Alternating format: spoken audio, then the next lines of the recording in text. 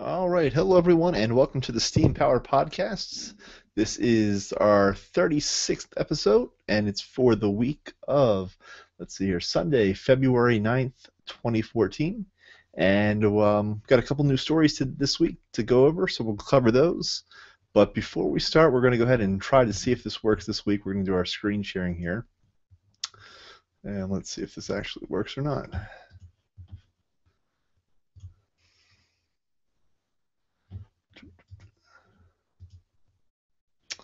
Okay. That is actually different. That's a good sign this week. Okay. All right. So this week, our podcast is brought to you by Audible.com. It's sure as probably most people know, it's a Amazon company that allows you to listen to your favorite books in audio format. And by visiting our site or our link off their site, audibletrial.com/steampowerpodcast, you can get a free audiobook download and 30-day free trial. There's over 150,000 titles to choose from, and they're compatible with your iPhone, iPod, Android, Kindle, or other MP3 player of choice. So go check that out, and that helps us as well. And we appreciate it. Audible.com. Okay. So we're going to go ahead and see if I stop screen sharing now. We had this problem last week. If I start it back up, all right, it looks like it's working this week. Okay, so this week we're going to do a couple real quick news rundown of science and technology news. We're going to do a little discussion on hysteresis and circuits that you can use, and what is hysteresis even used for, and why is it useful. And then we're going to wrap up with a discussion on the differences between programmers, computer scientists, and computer engineers. So for people that are thinking going into the computer part of the technology world, we'll discuss different career paths. If you go back to last week's episode, we kind of talked about all kinds of different engineering disciplines, and then the week before that we discussed the difference between science career fields and engineering career fields. So go back 2 weeks for that episode. All right, so with that, let's go ahead and do a quick rundown of the news. And here we go.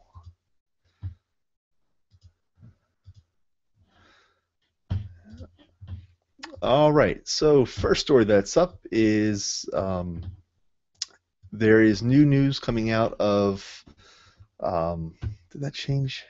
Yeah, okay. Space.com and the role that black holes played in heating up the earlier universe, and specifically the relationship between what they're calling X-ray binary pairs. So basically a star and a black hole paired up together and released X-ray energy, and that energy was used to heat up the hydrogen gas that permeated the early universe. And this story just talks about that relationship and how it affected the heating of the earlier universe, and whether or not now we can detect that. Next story: CERN and the Large Hadron Collider, excuse me. What is next? So the LHC is coming back online in 2015 to ramp up to its full energy potential, which is around 14 tera electron volts. But obviously, like all things with science, we build something, then we notice or we figure out that we need something maybe just a little bit bigger. So this story talks about the future systems and infrastructure that's going to be needed to go to after the LHC, and what they're aiming for, which is a 100 tera electron volt system.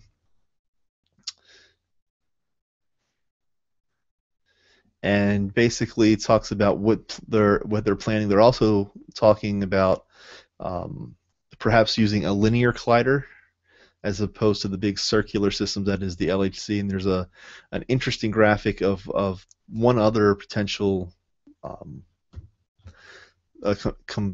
competitor for the future LHC, and just how much larger it is in scale. There's a little overlay of the map.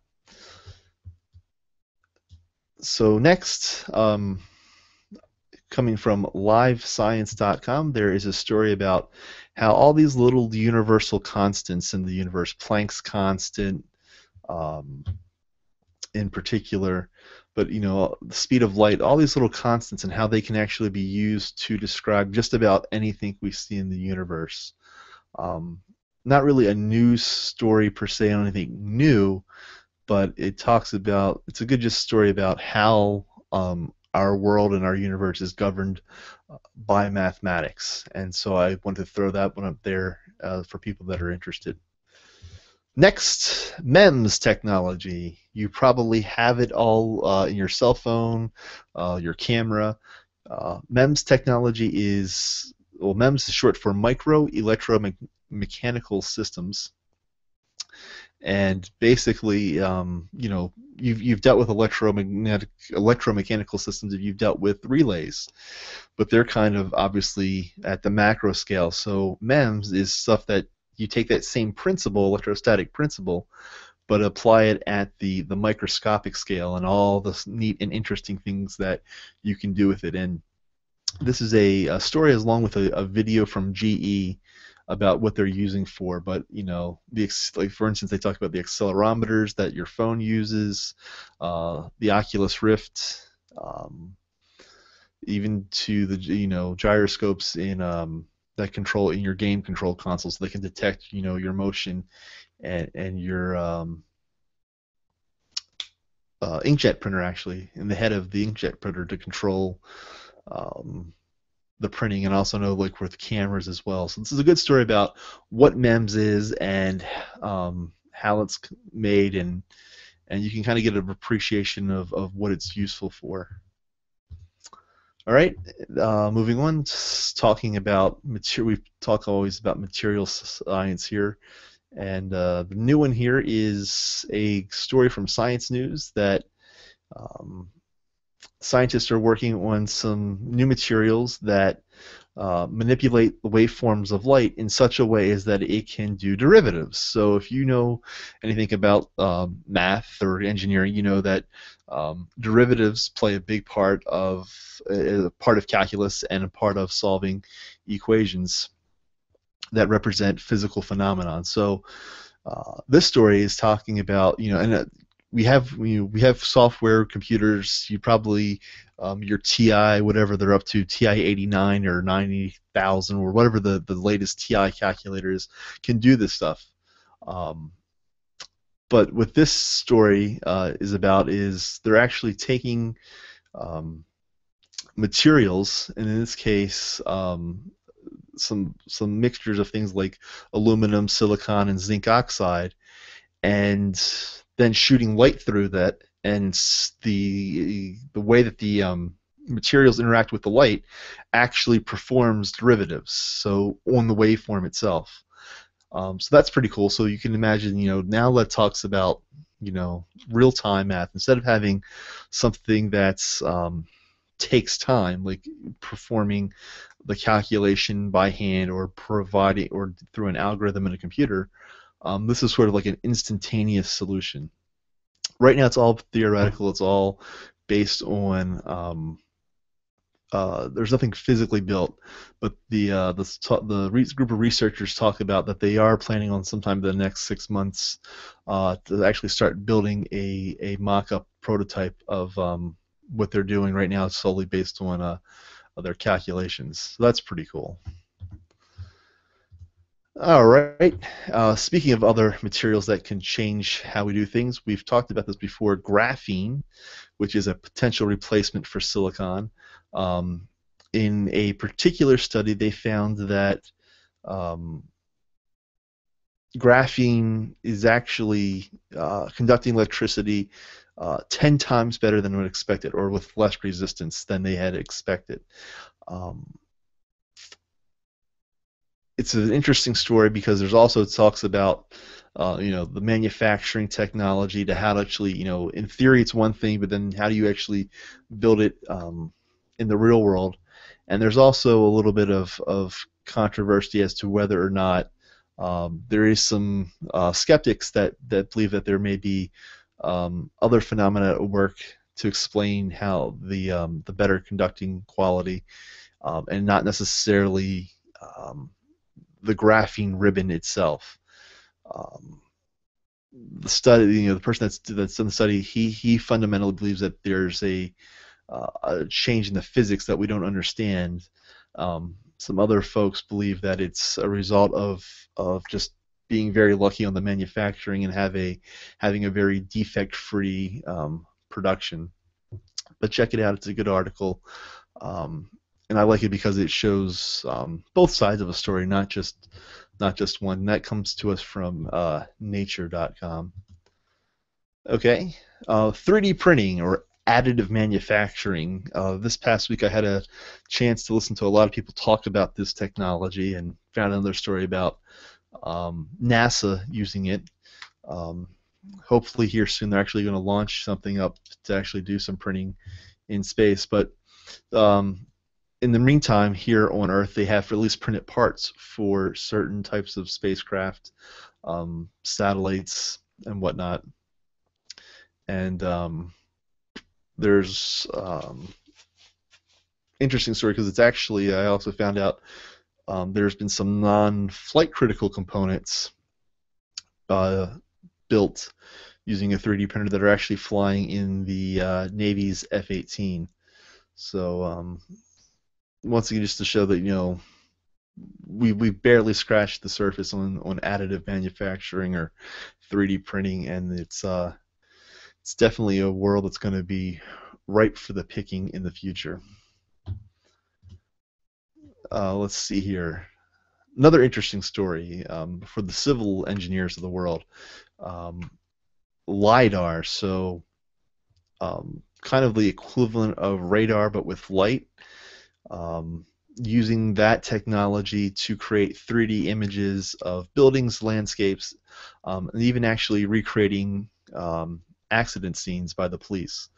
So this is just a story about a particular company in Arizona that's using the technology and how it's going to revolutionize the surveying world. So pretty cool. I would check that out. Anytime we can disrupt the way it's always been done and using technology is a story I find quite interesting. All right, so speaking of, let's stick with the civil engineering world. Miami is going to have a underwater tunnel. It's going to connect the Dodge Island, where the port of Miami is located, to Watson Island.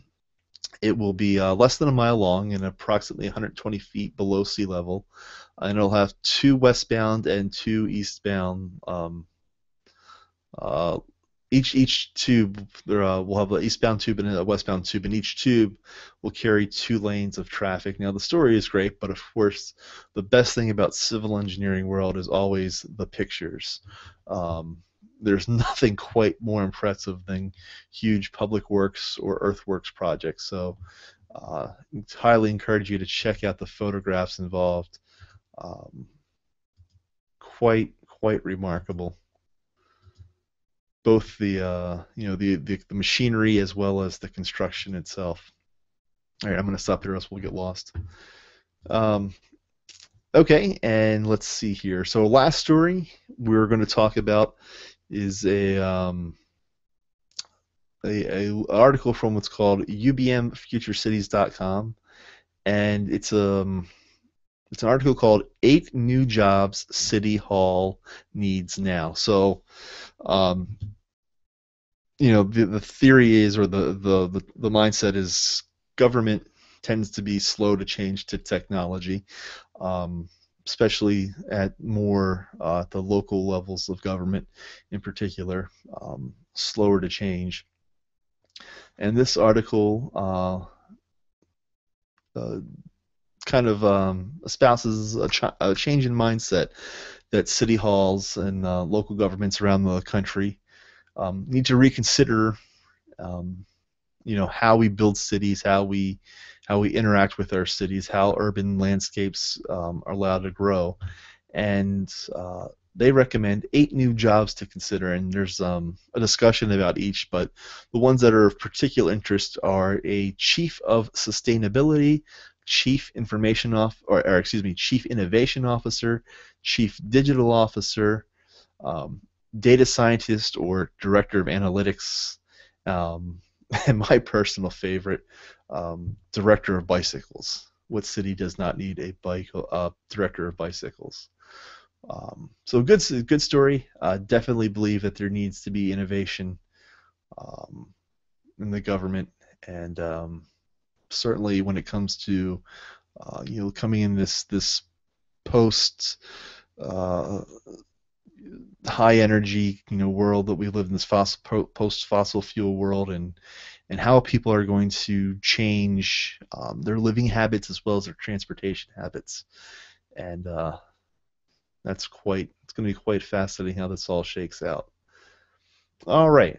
So that does it for the stories this week. Let me go ahead and there we go, end that down. So, um, in keeping with our goal of trying to change up the format a little bit on how we're going to do the Steam Power podcast, we're going to do the stories.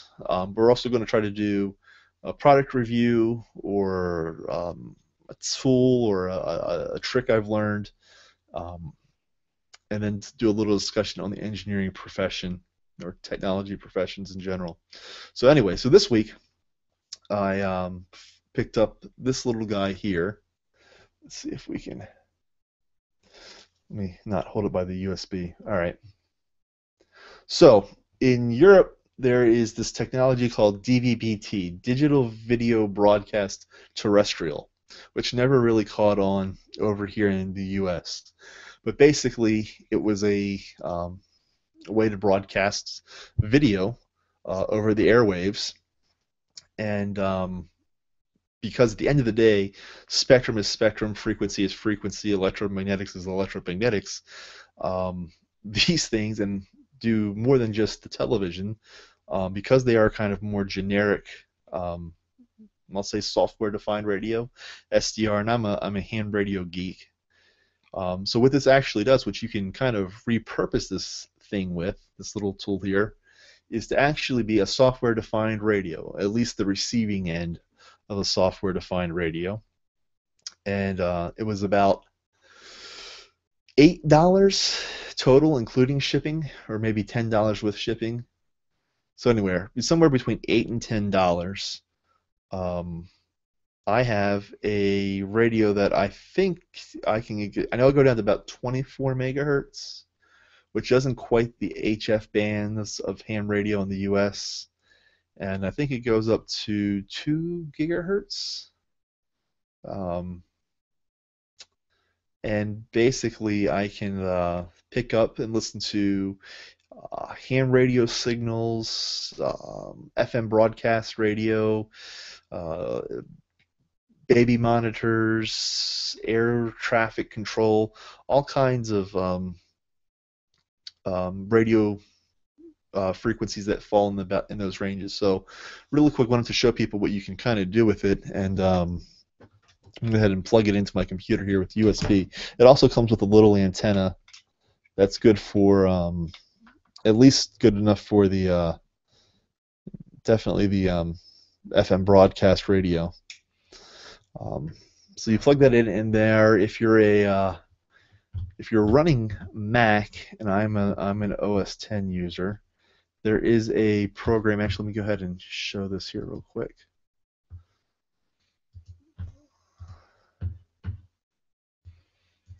So let me go over here. So DVB, digital video broadcasting terrestrial. A little talk on the science and technology behind it. And then where you can buy some of the dongles. This is the one in particular I bought. It's I got it on eBay, and I'll show you. I'll put all the links in here so you don't have to worry about it. $8.95 free shipping. It does ship from China, so it took a good 3 weeks. You can also find these on Amazon, and obviously you can get them a lot faster, but they're usually about 20, 25 bucks after um, if you buy through Amazon. So yeah, so this little guy here, there's the dongle, there's the antenna. You plug that in, and you launch this piece of software called GQRX, Software Defined Radio, and you get a nice little waterfall graph that lets you kind of tune in. And I haven't played with it, but they offer all the source code up when I think it's GitHub, maybe Bitbucket, but the source code's out there. And if you go ahead and launch it, let me go ahead and launch the software here. All right.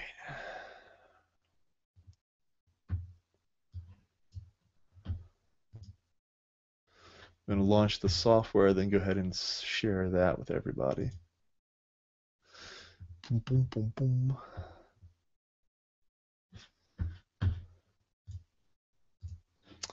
All right. So I'm all plugged in. I'm light up. Let me go ahead and launch the software here. Let me go ahead and screen share this.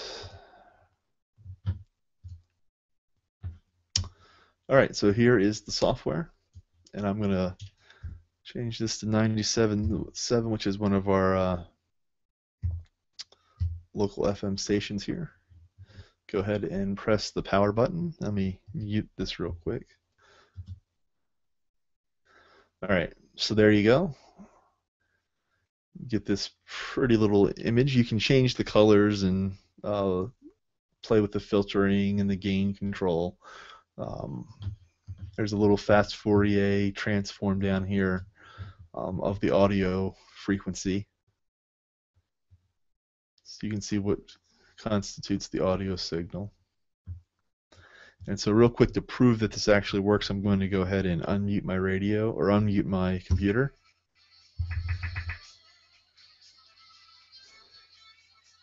I don't know if you can hear it, but we're getting our FM radio in.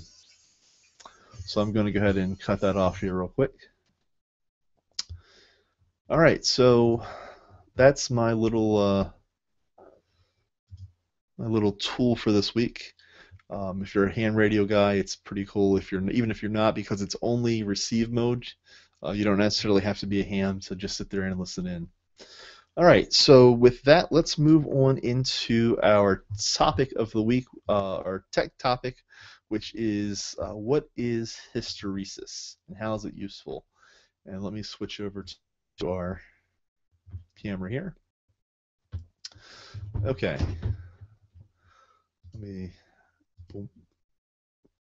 change the brightness here a little bit.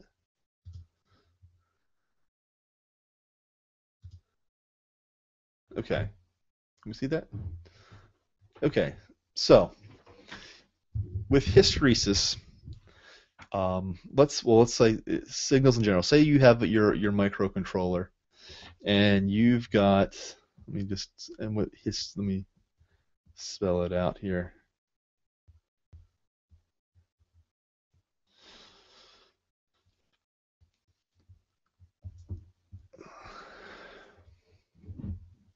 And again, if you're on the audio only, apologize. So I encourage you to head over to our YouTube channel, youtube.com/STEAM Power Channel, to take the visual look. So let's say you have a signal that you're trying to sample on your analog to digital converter, or that your microcontroller uses to make decisions with. And let's say it's a kind of a noisy signal. It's got lots of peaks and lots of changes, and you're kind of interested, say, in a voltage level that's kind of split that's probably down the middle of the signal. You can imagine if that signal keeps constantly changing real frequently above and beyond your voltage of interest. Like say it's a 5 volt peak to peak signal, and you're interested in anytime it goes above 3 volts. Well, let's say it tends to hover around 3 volts. Some sort of sensor. And you're going to get a lot of noise. It's going to be constantly fluctuating. Let's say you kind of make a determination in your software or your firmware on your Arduino that says anytime it's above 3 volts, do this thing. Anytime it's above or below 3 volts, do something different. You can imagine with a really noisy signal, you're going to see that fluctuating a lot. Well, there is a way using a op amp in a comparator mode that kind of gives you the ability to set 2 different threshold voltages. So instead of saying having 1 voltage that you're interested in, you have kind of like a high and low. And so anytime the voltage goes, has to basically meet both voltages levels to make a change. So let me redraw this here real quick and kind of show you what I mean. So again, voltage and time, very noisy signal. But now this time what we do is we kind of have a high and a low voltage. So in the middle we'll say, let's say it's 7 volts. And we'll set 8 and 6 volts as the upper and lower threshold. So now what you get, and it's not the straightest line, is let's say we're starting at 0 volts. Our signal turns on at 0 volts. We power it up. Our output, so this is the input signal, V in. Now let's kind of recreate what our V out will look like when we apply hysteresis. So, same thing, times 0 times 0. Now, instead of turning on once it meets this middle threshold, we wait until our input signal passes 8 volts. And at that point, we go high. And we stay high until it trips below. So here it trips below pretty quickly. But we stay low until it trips over the high. So this here, it goes back up, but it doesn't quite get to 8 volts. So we're going to stay low until a point in time that it does. And then same thing, it really quickly comes back down to 0 volts. But same thing, our signal never quite gets above our upper threshold until somewhere down the line, and then we go high again. So now what you're sampling is, and let me see here if I can, oops. Actually, let me go ahead and turn this off here. Let me turn this one part off.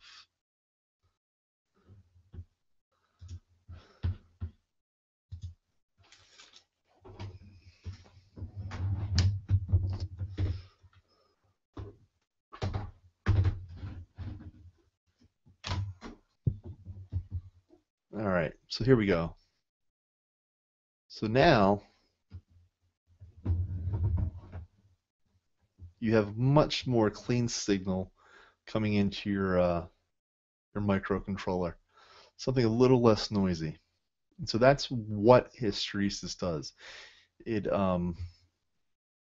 gives you a little bit of kind of like noise reduction. It cleans up the signal a little bit, so that it's not, if say for instance it was, to turn on an LED on or off based upon a sensor reading a certain voltage. Well, you can imagine it'd be fluctuating pretty fast.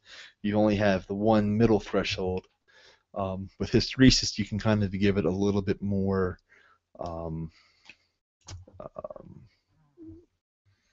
It doesn't change as frequently. So how do you actually achieve hysteresis? Well, we use a little op-amp circuit. So we're going to go ahead and draw our op-amp. We're also going to go ahead and give it our plus and minus voltage rails as well. A lot of times that's hidden from a circuit. So you have your negative voltage source, you'll have your positive voltage source. We're going to have another input called Vref. We'll talk about how to calculate that. We'll also have a V in. We'll talk about that as well. It connects through a resistor. Now we're going to apply some positive feedback. So this is a non-inverting with positive feedback, which can be a little bit trickier to deal with.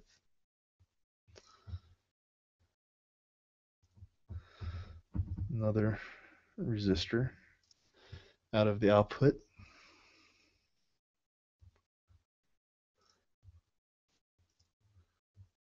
The control voltage. And then we measure our V out here.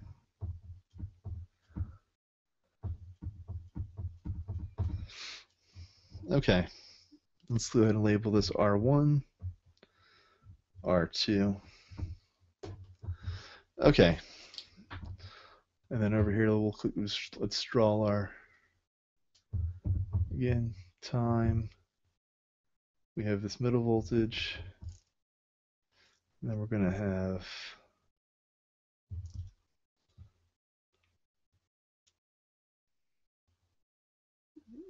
some arbitrary, let's see here, we'll say Vn1 is the top one, Vn2 the bottom guy, and we'll make the decision that this is 8 volts is for the upper, 6 volts for the lower limit. And we'll say our control voltage is 10 volts as a given, and that we have, let's see here, and then we also have to assume out here we have a certain load, and that load we'll say is 100 kilo ohms.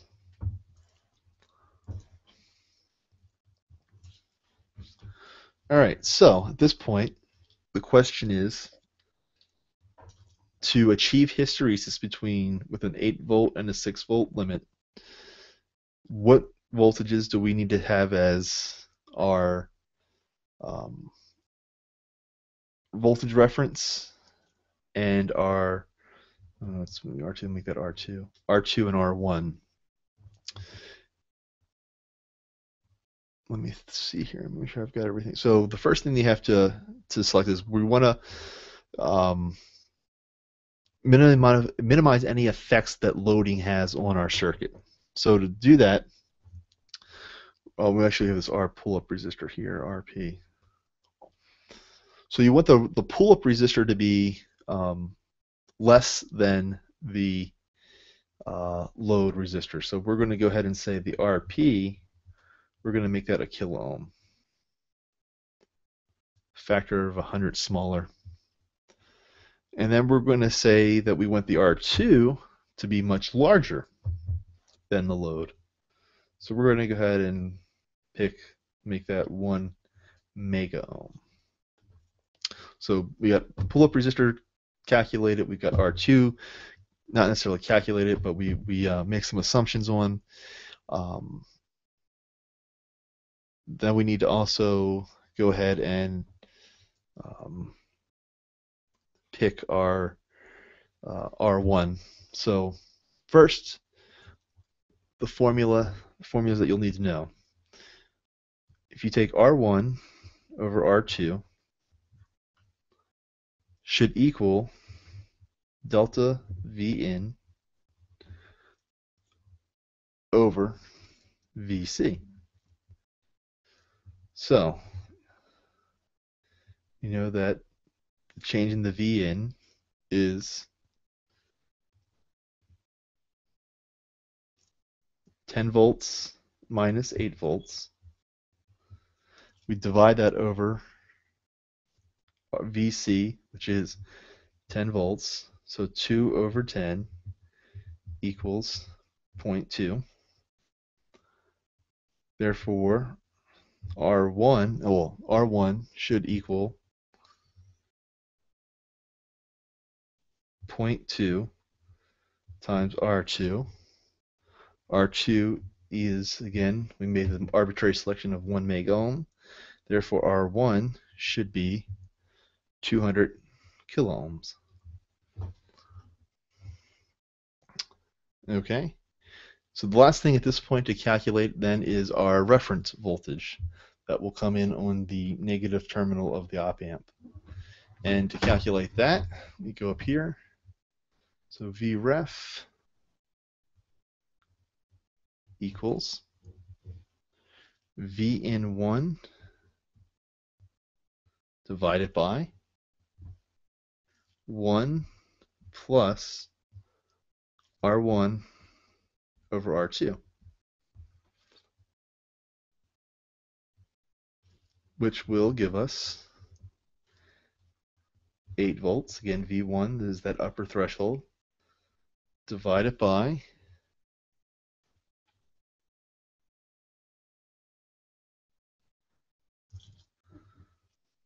1 volt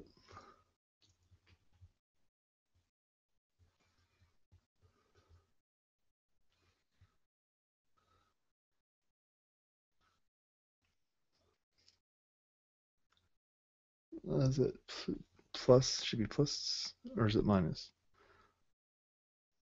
Plus 0.2 volts. 0.2. Let me see if I've got that right. Is it plus or minus? So let's see. Let me grab my calculator here real quick.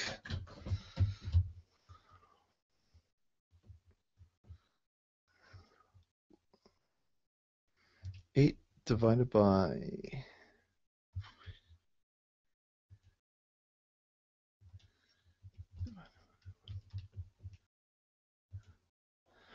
So that comes out to being 8 volts divided by 1.2 volts, which gives us 6.7 volts. So we need to apply at Vref 6.7 volts, make R1 200 kiloohms, R2 1 mega ohm, and the pull-up resistor to be 1 kilo ohm, assuming a 100 kilo ohm load. And if we do that, then our circuits, whatever voltage comes in, so remember Vn over here is going to be that fluctuating high time, very, very frequently changing noisy signal. And on the V out, we should get a much more clean, less noisy signal on the output. And that's what hysteresis does. And that's how you, or at least one mechanism to deal with it in the hardware sense. All right. Hopefully that didn't confuse anybody anymore. Let me go ahead and swap back over here to our camera here. Okay, that's all different. Boom, boom, boom, boom.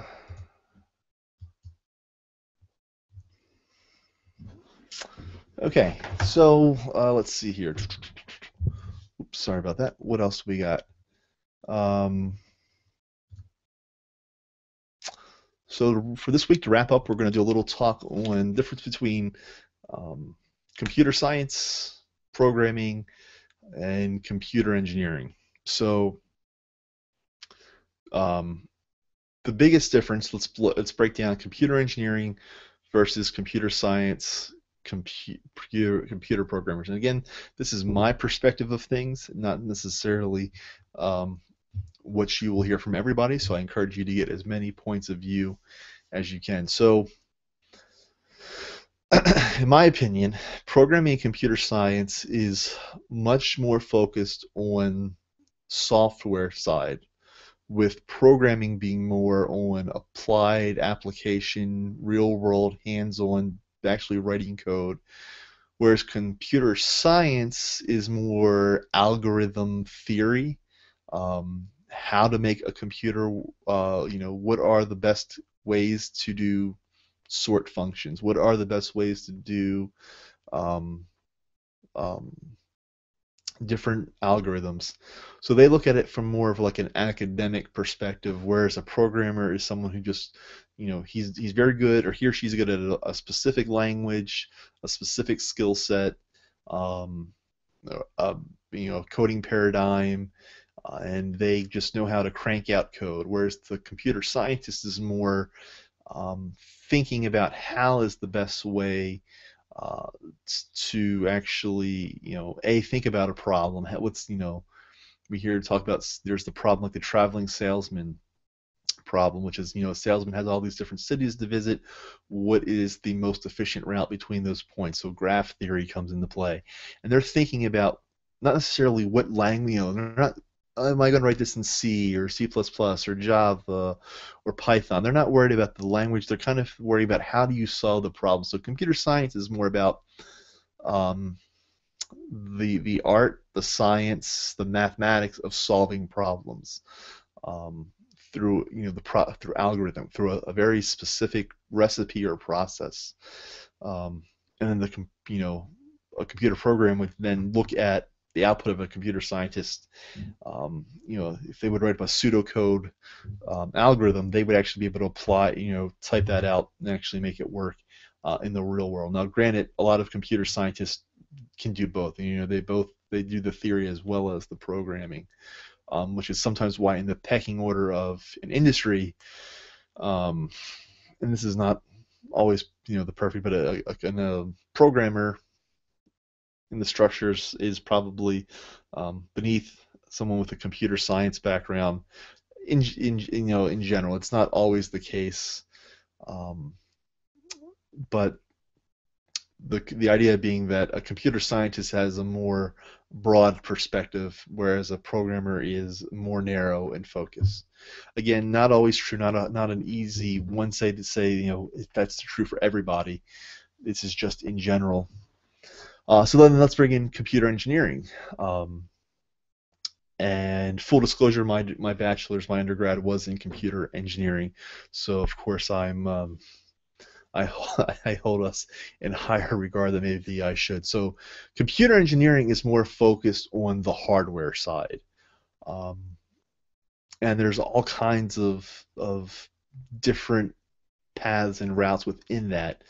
Um, I'll just specifically talk to my background and then what are some other options that are out there. So when I went through school at UMBC at the turn of the century, it's funny to say, from between the late 90s and the early 2000s, um, they offered kind of one track in computer engineering, and that was VLSI design. VLSI stands for Very Large Scale Integrated Design. In other words, the design of microchips, microprocessors.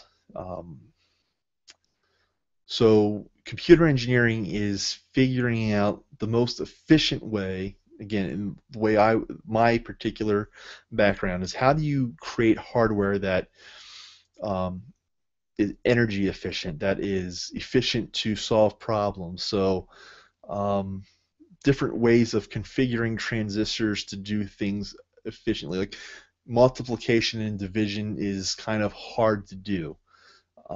But there are tricks in ways you kind of can organize the transistors, and therefore the bits that get shifted into them to make multiplication or make division um, quicker, faster, so that way that so you can do a lot of stuff in software, but anything you have to take off and write many um, instructions to complete versus having one instruction and then the hardware to back it up. So that was, if you've heard the difference between RISC and CISC, reduced instruction set computers, and then CISC, complex instruction set computers.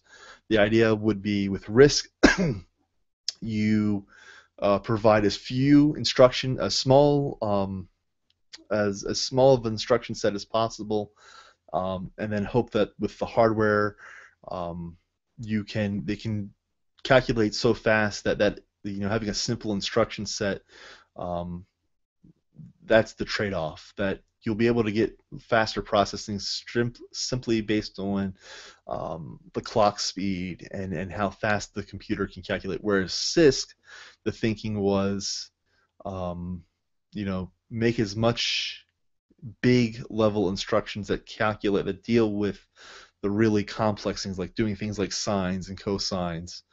Um, Give all that as an instruction that a programmer has access to, um, and so depending on the instruction set, the computer engineer has to, when they do the architecture, this is the instruction set I'm going to support. The shifts and the logical operands and the mathematical and the arithmetic operands. I'm going to do add, subtract. I'm going to do and, or, invert. The computer engineer has to take that spec for that chip and then actually um, build it in reality. So we start off, we do um, what's called RTL logic. So we kind of start with kind of like block diagrams. Then we move into circuit-based design, you know, symbols for the resistor, CMOS resistors. CMOS technology is used a lot. And then we synthesize that into actual, the actual um, physical layout that will actually eventually get turned into a mask that goes off and gets printed out in chip fabrication labs. So we take it from that specification level all the way down to, basically to the point of, let's go build a set of masks that we can then use to do the actual manufacturing of the chips at those fancy, $2-3 billion fabrication plants. And then it's one thing to do the logic, and for a while that was all we were concerned about. Now as devices get really, really small, as the operating voltages get really, really small, um, and more transistors packed into the smaller, if not the same footprint, and with battery lives and everybody wanting tiny little phones, nobody wants a big, bulky phone. They want these tiny, slim things. But how do you make it energy efficient and still actually functional, operational, and so yeah, that's the hardware world. The hardware world, computer so when someone says they're a computer engineer, more than likely, they're more concerned on the hardware side of things. And but in my opinion, the best people know both worlds. So even if you pretend to prefer software, you're going to understand how your software runs on hardware.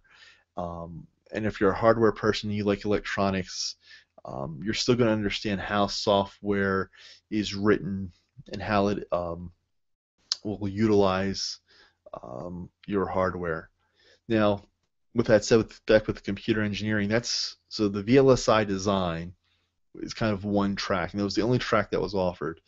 At a lot of schools, and I think even UMBC now, they've branched out. So back to the hardware side, if you're not interested in microchip design, which honestly, when I went through, I enjoyed it, but I knew it wasn't something I wanted to do forever. To me, it was a little tedious, and it was like building the tools versus building gadgets. I didn't want to build the tools. I wanted to assume that the microcontroller or the microprocessor was already built, and I just wanted to take it and use that to build bigger projects, higher level projects. So you can get into things like electronics design from there. Communications is another big one. So if you like radio, you like ham radio, um, learning how that part of the hardware, so the RF frequency and RF design is a whole other specialty. Analog design, a whole other specialty. Computer engineering, obviously, um, for now, is predominantly a digital design philosophy. That could possibly change as we go back to analog computing if that catches back on. And then quantum computing, if that changes. So right now, we're using silicon electricity. That may not be how computers are built 5, 10, 20, 30, 50 years from now.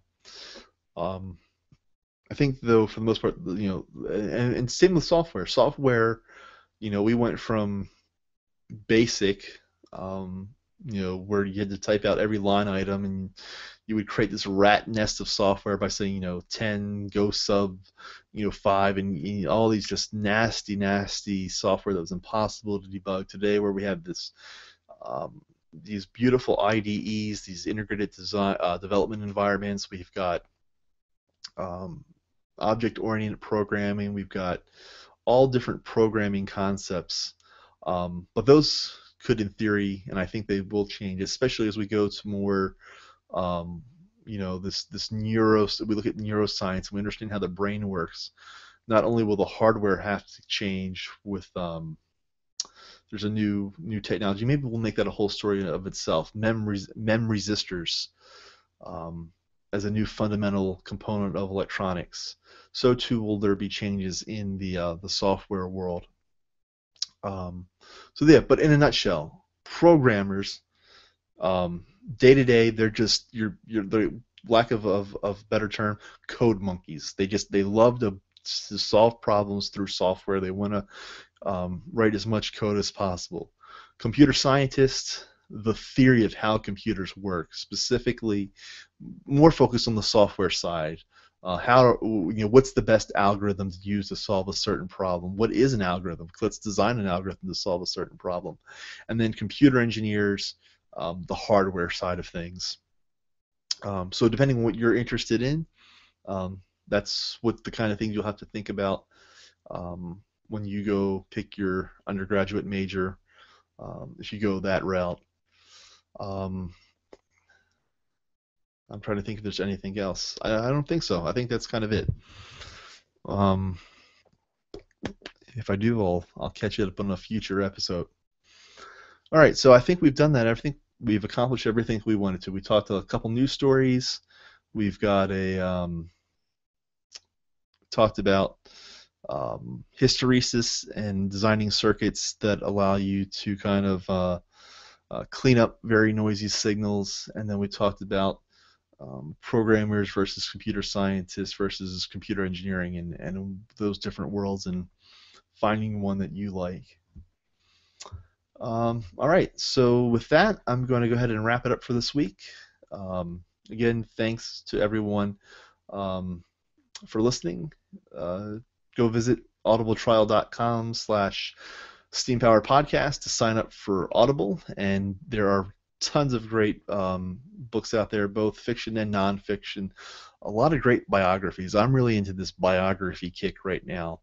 Einstein is a particular interesting one for me right now. But anyway, check that out. And as always, the blog. You can, if you want to look at all our past episodes, we're on steampowerpodcast.com. We're also on Google+, google.com/plus Steam Power Podcast. That's links from there to our community. And so drop us a link, drop us a news story, whatever you think is interesting. And it's a great place to keep up with all the news stories that we potentially could cover in the weeks ahead. So with that, thank you very much for listening, and until next week, stay quirky.